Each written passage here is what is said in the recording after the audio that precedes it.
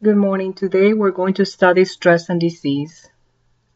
Hans Selye has been acknowledged as the father of the field of stress research. He gained recognition because he introduced the concept of stress in a medical context. He was a very distinguished physician and endocrinologist. His theories on the role of organic response to emotion, illness, and injury have been revolutionary and has helped understand the causes and the mechanism of disease and how the mind and body remains connected related to stress. His initial discovery was about stress syndrome, and it was based on the demonstration that the body non-specifically responded in virtually the same way to various stimuli or stressors. One of his greatest contributions was the demonstration of the stress triad that we're going to see next in the following slide. He discovered as well that there is no specific response of the body to any demand of change, that every organ is involved when the patient is going through stress.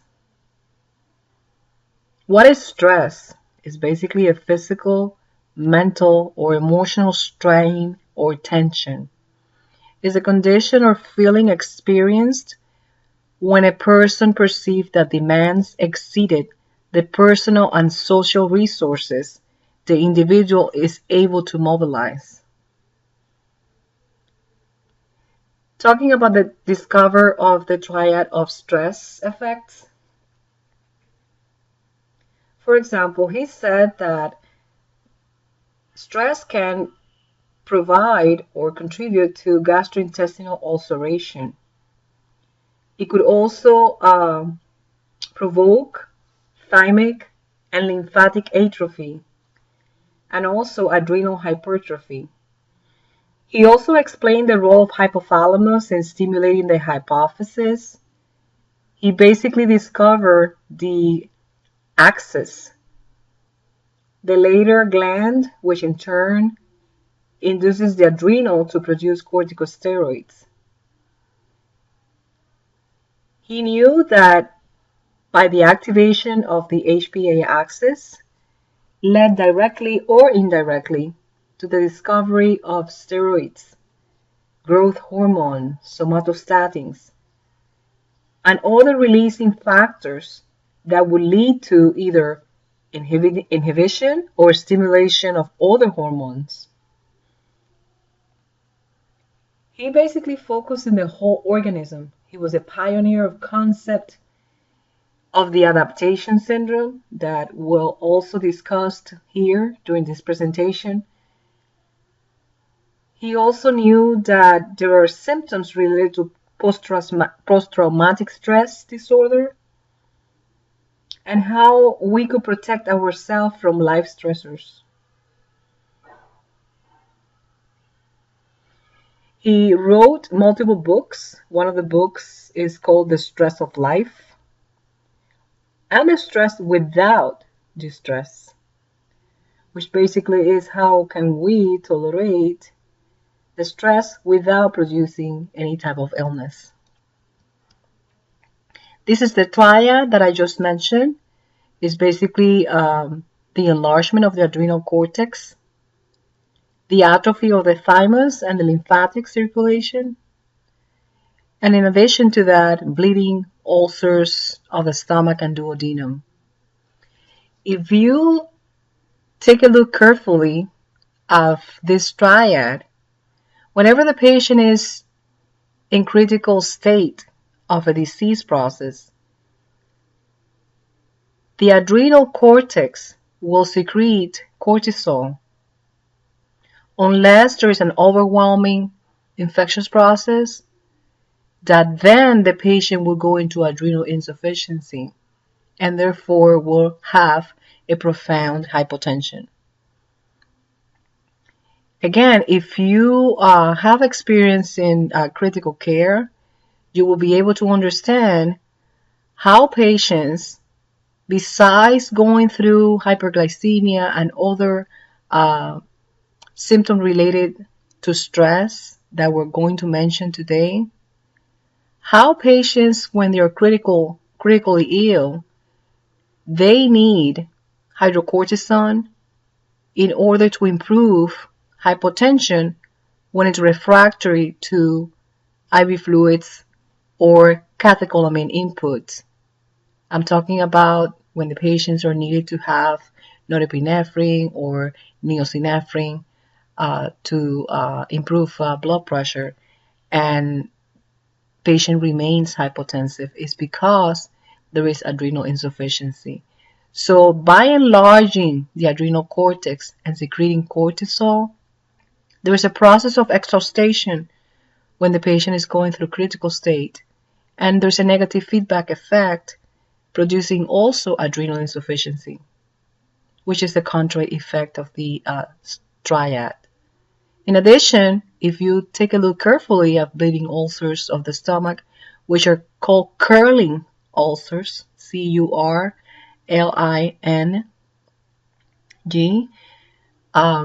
what exactly do you do in hospitals to prevent bleeding ulcers? Is to put the patient on H2 blockers or PPIs, proton pump inhibitors. There is atrophy of the thymus and other lymphatic. Remember that thymus is one of the primary lymphoid organs that is present only in the neonate and the infant.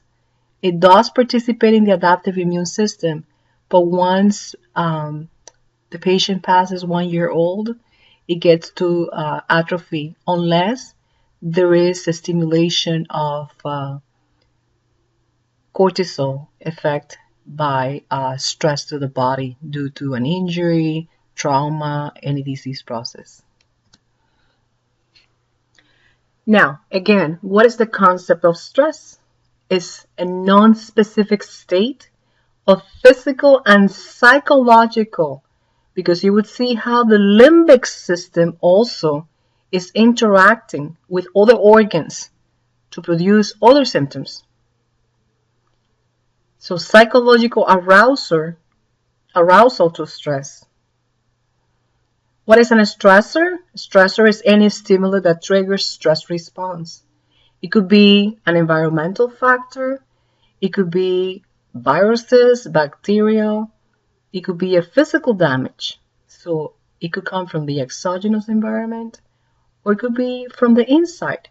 Because remember, as we discussed in the adaptive immune system, we have self-antigens that, because we do have tolerance, we do not attack ourselves. In contrary, we protect the self-antigens.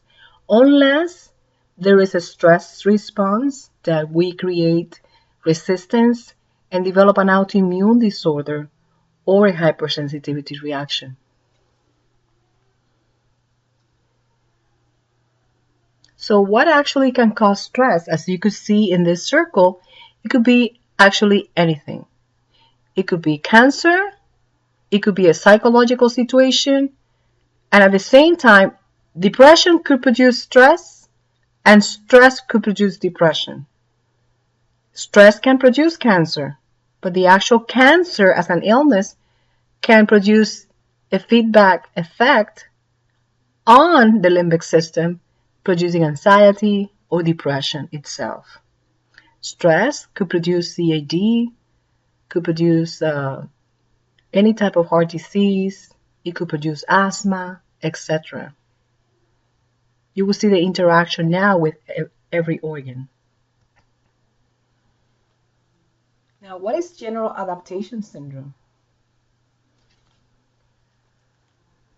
There are basically 4 major categories of stress. There's physical stress, such as, for example, overworking, lack of sleep, and overtraining as an athlete is also a stress to the body, because you would see how growth hormone will be inhibited when the patient is going far and beyond on exercising. There are chemical stress, such as environmental pollution, high carbohydrate diets is a stress to the body, allergies, any endocrine imbalance such as autoimmune diseases, diabetes, hypo and hyperthyroidism, etc. Thermal stress, such as being exposed to extreme temperatures, and emotional stress as well. Now, Stiley also contributed to the general adaptation syndrome. He identified a pattern of stress-related illness in both animals and humans. This pattern is called the triad of chronic stress. It's a series of events that is known as the general adaptation syndrome, and that has basically 3 stages. The first stage is called alarm. The body initially responds to stress and involves an increased amount of adrenal activity. The adrenal gland produces an extra amount of other hormones, and the adrenal has to work harder to respond to an immediate stress stimulation situation.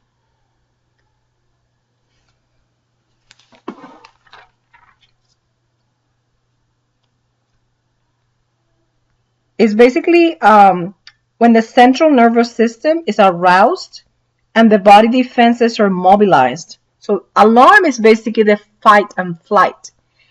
When you start secreting catecholamines, your norepinephrine, your epinephrine, and your dopamine. And you would see how that will produce an effect in the renin-angiotensin-aldosterone system. Then it comes a stage of resistance. After a period of time of continuous severe stress, the adrenal gland begins to adapt and to rebuild themselves. The adrenal have a great capacity for increasing their size and function. If one adrenal gland is surgically removed, the other adrenal gland can produce hypertrophy and basically compensate with the function of the other, giving the same amount of hormones that was produced before by both. This capacity of increasing size and function is the basis of resistance stage.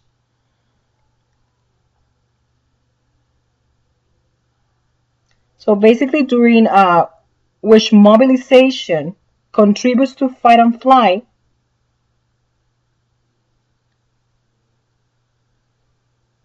and if this stage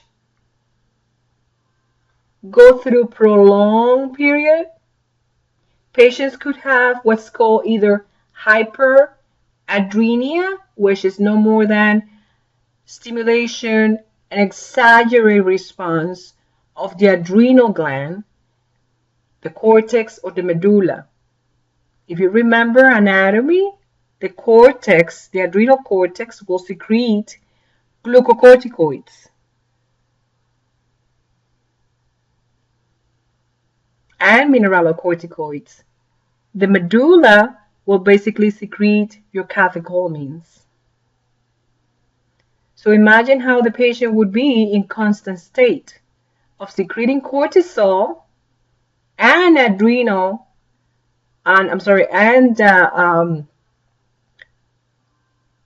so glucocorticoids and mineralocorticoids. So it would start secreting cortisol as well as aldosterone. So the patients would have side effects of the glucocorticoid side or cortisol, which we'll discuss in a minute, and also having elevation of aldosterone, which is retention of sodium and water and excretion of potassium. In addition to that, patients would have increased levels of catecholamines, and you would see the actions of those. But the problem is that if this stage goes into continuous stimulation, patients and the gland itself could go through exhaustion, and instead of having hypersecretion of the adrenal glands, patients would, on the contrary, have a feedback negative effect and have hypoadrenia. So basically, instead of having elevated levels of cortisol, aldosterone, and catecholamines constantly, they would have depletion. If the stress is prolonged and resolved, it will be an overwhelming situation of the resistant stage of adaptation. And in this case, the adrenal gland will eventually lose their ability to respond, and they would go into adrenal insufficiency.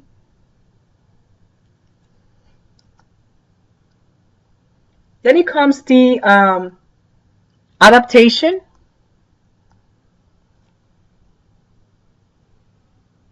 which is similar as resistance. If the patient is able to overcome stress, the patient will leave the stage of resistance. If the patient is unable to adapt, will never leave the stage of resistance, and on the contrary, will go through exhaustion. And exhaustion, as I explained, is that negative feedback effect on the adrenal gland.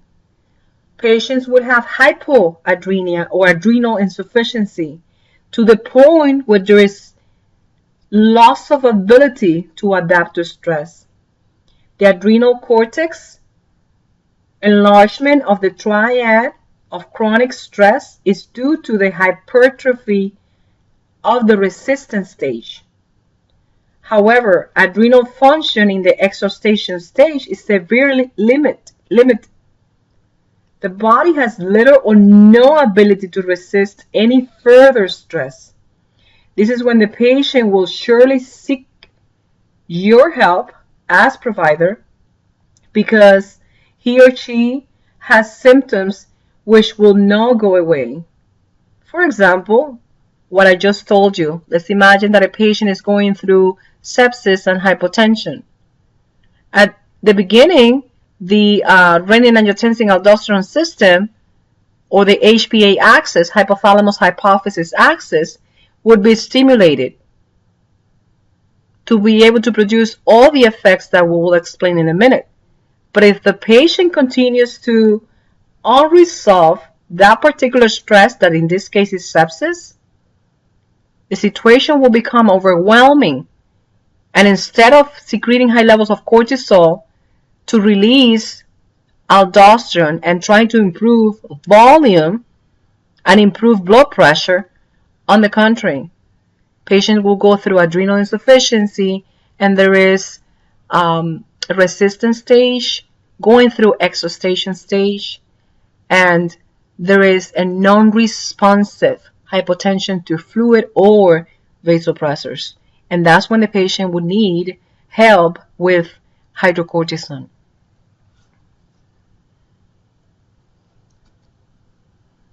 And disease appears. There is also psychological response to stress.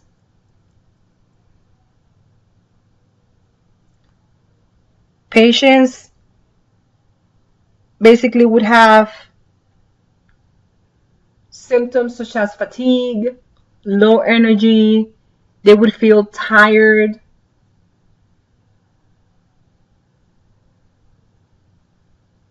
In addition to that, you would see the mechanisms of activation of the hypophysis and hypothalamic hypophysis axis may produce increased heart rate, how other systems from the central and peripheral nervous systems are activated, and they could produce dry mouth. Patients could have an anticipatory response, they could have a conditional response, or reactive or post-traumatic response. An anticipatory response is, for example, if you're having an exam, or if you know that you're going to a farm that they have a dog, which is a Rottweiler, and you're afraid of dogs, That's an anticipatory response. You're expecting to feel fear.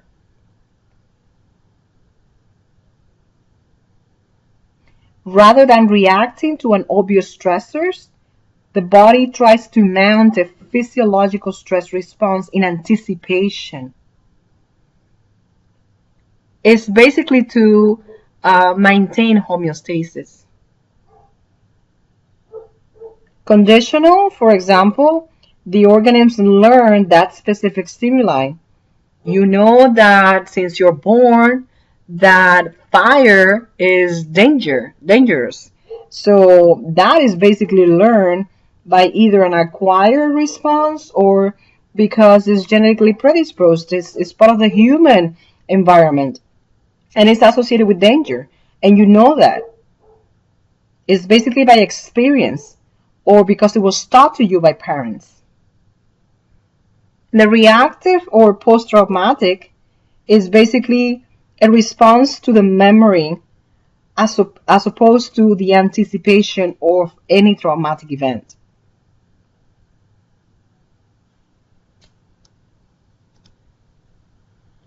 Now, what does the hypothalamic hypophysis axis basically explains?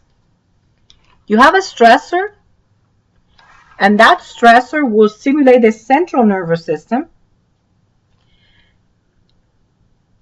In addition, stimulating the hypothalamus.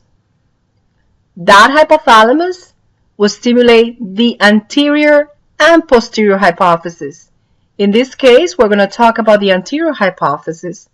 In the anterior hypophysis, there is a secretion of adrenocorticotropic hormone, and that would stimulate the adrenal cortex, releasing cortisol.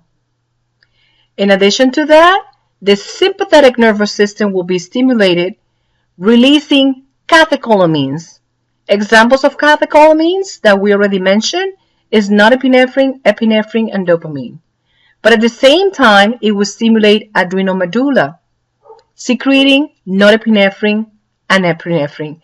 And that would stimulate the adaptive immune system. We already went through the native immune system, the alarm or inflammatory response, which is the second line of defense.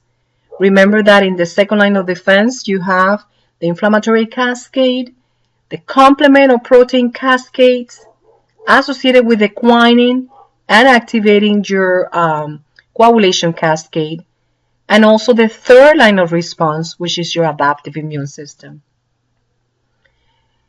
This algorithm is in your book and explains even in more details the activation of the hypothalamus hypophysis axis. So basically a stressor would stimulate the central nervous system to stimulate the hypothalamus to release a releasing hormone. It could be, for example, if we're talking about the anterior hypophysis, is the ACTH. If we're talking about the posterior hypophysis, then in this case would be your antidiuretic hormone or vasopressin. At the same time, the sympathetic nervous system stimulated. And what is it released? Epinephrine, norepinephrine, and dopamine, and also in addition to that, a neuropeptide that is going to have the same effects as the others. So norepinephrine will increase blood pressure because it produces vasoconstriction. At the same time, it would increase pupillary dilation to be alert to the stressor. It would produce piloerection.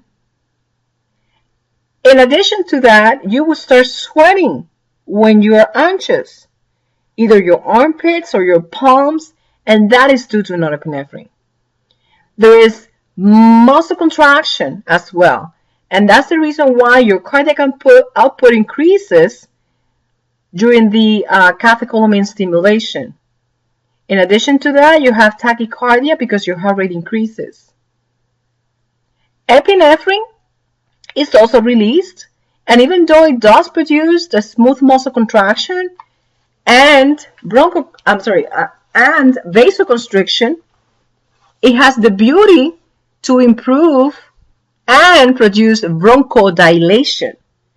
Because if you need to run from the stressor, an environmental stressor, for example, due to the fight and flight, the bronchodilation effect will improve tidal volume, pulmonary expansion, and oxygenation. Now, if you remember the aerobic and anaerobic metabolism, remember that whenever there is a stressor to the body because there is an illness, there is a high demand of consuming carbohydrates by glycolysis to produce fuel, and this fuel in the form of ATP. When that has been exhausted, remember that you obtain fuel or ATP by lipolysis, which is the degradation of the lipids, or proteolysis, which is the degradation of the proteins. For the proteins to obtain ammonia, and from the lipids to obtain ketone bodies. So lipolysis will be increased, and that will produce increased circulating free fatty acid to obtain them as a source of fuel. Okay? If you see here, it's going to give you the same effect as norepinephrine. Your cardiac contraction will increase at the same as rate, increasing cardiac output and producing tachycardia. Epinephrine as well will stimulate the pancreas to start producing glucagon, because I'm perceiving in my body that I need a source of carbohydrates to produce glucose to nourish the cell. So therefore, I have to increase gluconeogenesis. Gluconeogenesis is no more than a new form of glucose formation, either from the glycogen that has been stored in the liver or from the protein and the lipids. So that would increase the uptake of glucose by the cell, but it would decrease the glucose uptake by the skeletal muscles and the adipose tissue. Now, the posterior pituitary will be stimulated, and that would start releasing ADH. If you remember, ADH only produces water retention or water reabsorption by the aquaporins. Then in the anterior pituitary, there is release of ACTH, and the ACTH will stimulate the adrenal cortex to produce cortisol. What does cortisol do? Well, cortisol, you know that is, to give you an example, is prednisone. If you remember, the side effects of the prednisone would be increasing volume, because the cortisol also stimulates the mineralocorticoid release, and that produces retention of sodium and water. So patients would have high blood pressure and high cardiac output.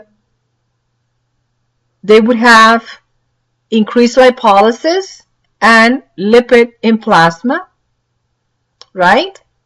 Remember that because of that, they would have hyperglycemia, they would have hyperlipidemia,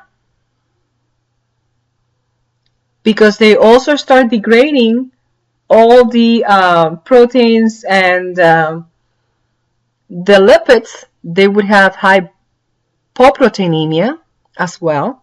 So in addition to that, remember that cortisol or prednisone or other glucocorticoids have an anti-inflammatory effect, but in addition to that, they could have a negative effect, which is pro-inflammatory, producing a blunting of the humoral immunity and producing immunosuppression and contributing to sepsis.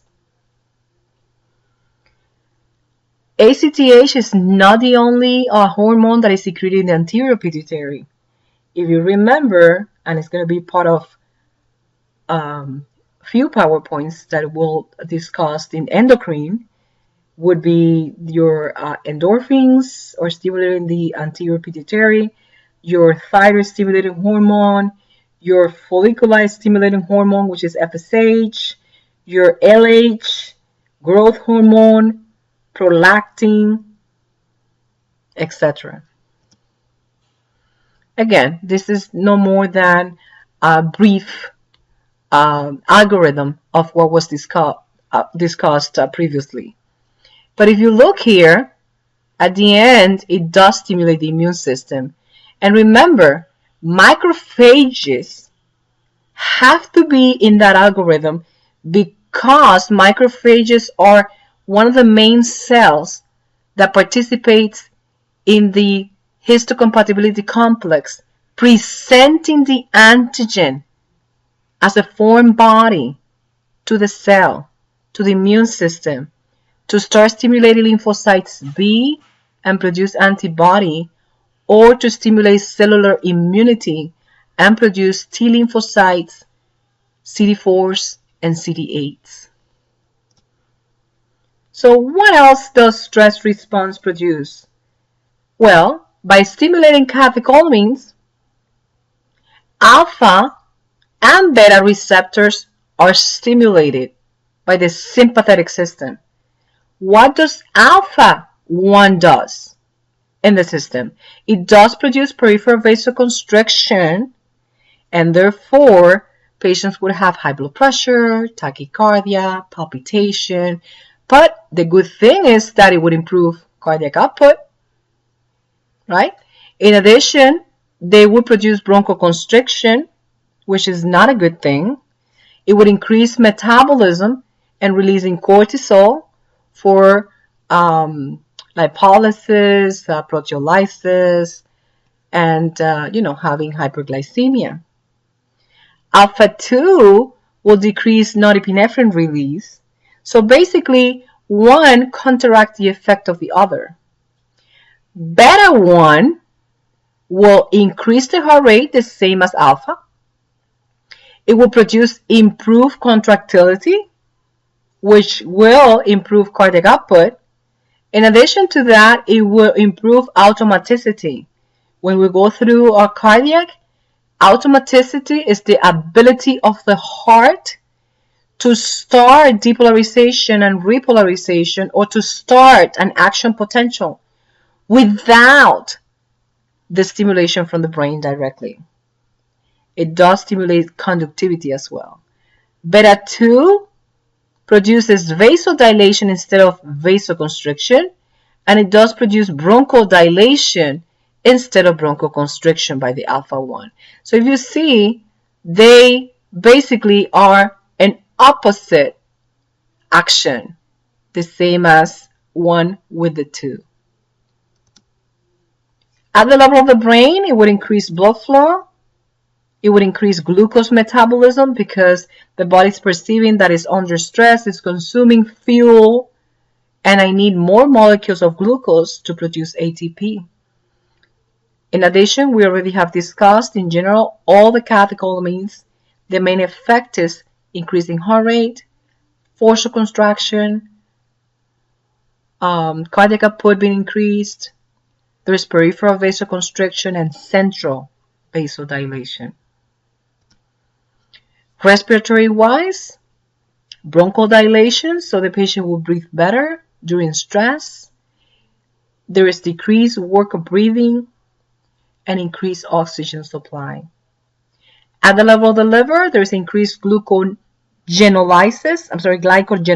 This is remember that at the beginning in the cell, we explained the Krebs cycle, or what's also called the citric acid cycle.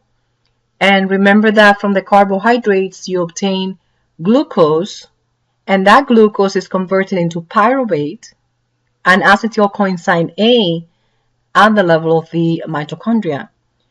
But there is a portion of glucose that is stored in the liver and is stored as glycogen. So the glycogen, when it's lysed, when it's broken down to obtain glucose in a case of stress or emergency to the body is called glycogenolysis. Gluconeogenesis refers to, if you remember again the cycle, once the glucose has been exhausted, the body needs to obtain fuel or ATP production by degrading proteins into amino acids and lipids into free fatty acids. And that is how it's obtained, a new source of glucose, by gluconeogenesis. Now, the glycogenesis, or meaning the storage or the leftover from the glucose, has to be decreased because there is no extra to save. Skeletal wise, again, there's increased glycogenolysis, and you would see how that could produce the myalgias and osteoporosis, etc., on a patient that is under constant stress. There's an increased dilation of the blood vessels. At the level of the adipose tissue, as I explained, there is lipolysis, increasing lipids levels and hyperlipidemia. At the level of the skin, there is peripheral vasoconstriction. So therefore, there is decreased blood flow. Patients will feel cold and clammy when they are under stress.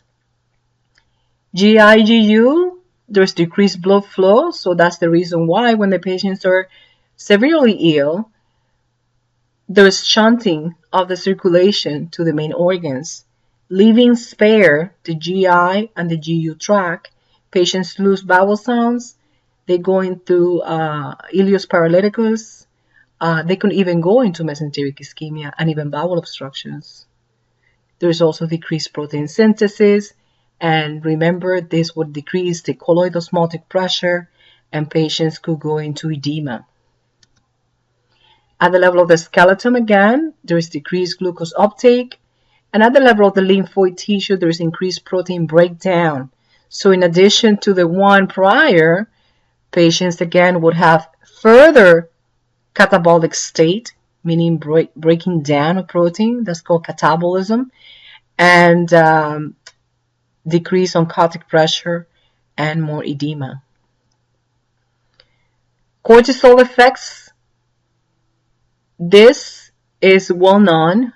You don't need to be in advanced pathophysiology to know that the cortisol will produce hyperglycemia because it will try to obtain as much as possible glucose from new sources, either from the glycogen that is stored, if it's not enough from the protein, if it's not enough from the lipids. And therefore, there is hyperglycemia. And in addition to that, there's resistance to that glucose to be entered to the cell. There's decreased peripheral glucose uptake, and of course, hyperglycemia. Protein-wise, because again, I'm trying to break down as much as possible other sources of ATP production, other substrate. Then there is increased protein breakdown, increased catabolism, muscle wasting. You could see that there is atrophy of the skin and osteoporosis as well. There is hypercalcemia. Therefore, if you start breaking down the proteins, there is increased amino acid level, but that amino acid is okay to use only for a certain amount of hours, but it's not the best fuel for the cells. That would decrease the adaptive immune system and the production of immunoglobulins and antibody formation. Remember that there is a constant increase of adaptive immunity as well as the second line of defense, which is the inflammatory cascade, and the coagulation cascade is activated. Patient is at risk of thrombosis, production of clots. We discussed this already. There's an increase of lipolysis. And the problem is that that lipid, even though it's increasing plasma, is maldistributed. Patient will have deposit on the face, having the face moon, and also the buffalo hump in the trunk. Now, it does have anti-inflammatory effects, but it does have pro-inflammatory effects, which are bad. So the decrease immunoglobulin production, so that would decrease the immune system. There is decreased lymphocytes and macrophage and eosinophils. If you remember the macrophages, they would, along with the lysosomes, will start cleaning debris. They will produce phagocytosis. They would also present the antigen to the cells, so that would be in jeopardy. There's decreased lymphocytes, so there's inability to react to viral infections, and even less to parasites and to allergies. There is decreased interleukin production. You know that interleukin is a pro-inflammatory mediator. So if the mastocyte gets degranulated appropriately, there's a decreased amount of pro-inflammatory mediators such as histamine, such as interleukin, such as prostaglandin, etc. So the actual inflammatory response would be limited. At the level of the GI tract, besides increasing secretions, remember that decreases blood flow, and in addition, it could produce curling ulcers. Connective tissue, it would decrease fibroblast proliferation. So if you remember the healing process, the healing and repair, as one of the PowerPoints for the innate second line of defense and the third line of defense, the fibroblasts are needed for the process of repair. In addition to the fibrin, not only to produce the clot, but to produce the scar tissue. So the healing will be affected in the presence of cortisol. Bone, there's decreased bone formation and osteoporosis. And you would see that not only would affect those particular target organs, but it would affect other hormones as well. For example, beta endorphins. Beta endorphins are essential for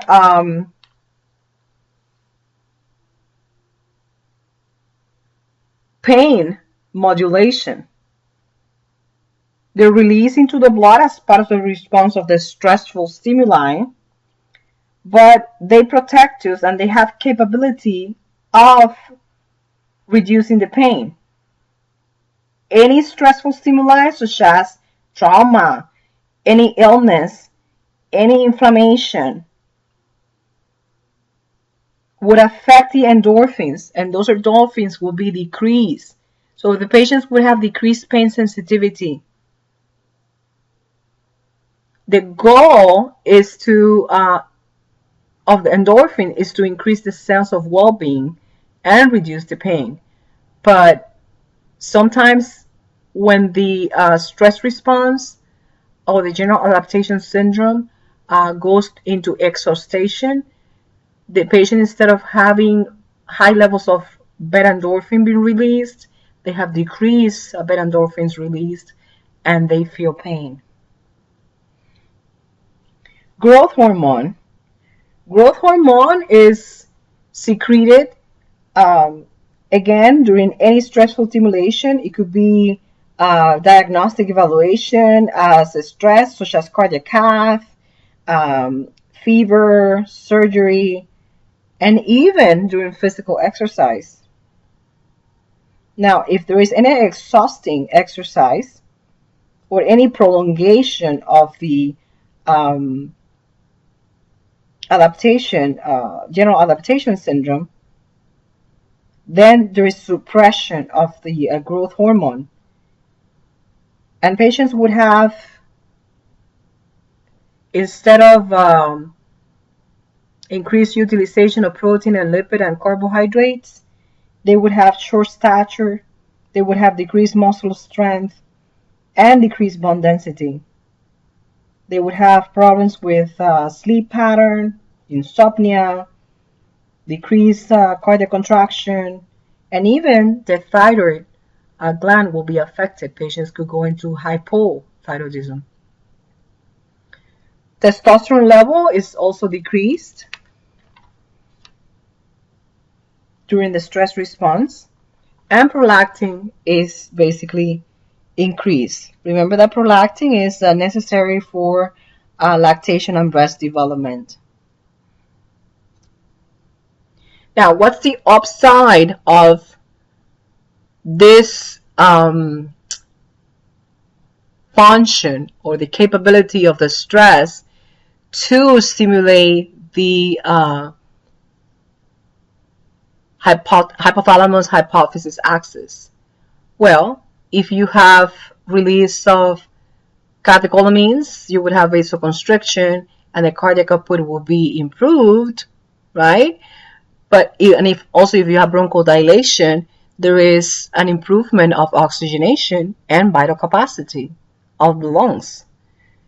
In addition to that, there's shifting of blood flow to the main organs, to the heart, to the lung, to the brains, etc. The unfortunate part is that it's basically sparing the GI and the GU tract, leading to, if the stress is not resolved, to ileus paralyticus, up to mesenteric ischemia because the coagulation cascade could be activated, and low urine output up to acute renal failure. The downside is, as we explained, hyperglycemia and the actual glucose by osmosis would increase diuresis because it would pull water with it. Hyperlipidemia, atherosclerosis, accumulation of plaque, and CAD. There is a depressed immune system, so patients would have poor healing, opportunistic infections, autoimmune diseases. There could be a production of curling ulcers, and that's the reason why we do GI prophylaxis to all the patients coming to the hospital. There is possible backaches or tension headaches associated with the increase of skeletal muscle blood flow. The other downside is that because of decreased testosterone, patients could go into hypotension and fatigue, depression, and insomnia, which is basically one of the most common signs and symptoms that the patient complains about when they're under stress. And this is the end of this presentation. So basically try to balance out and maintain homeostasis to avoid stress and all these effects to the organs. Thank you very much.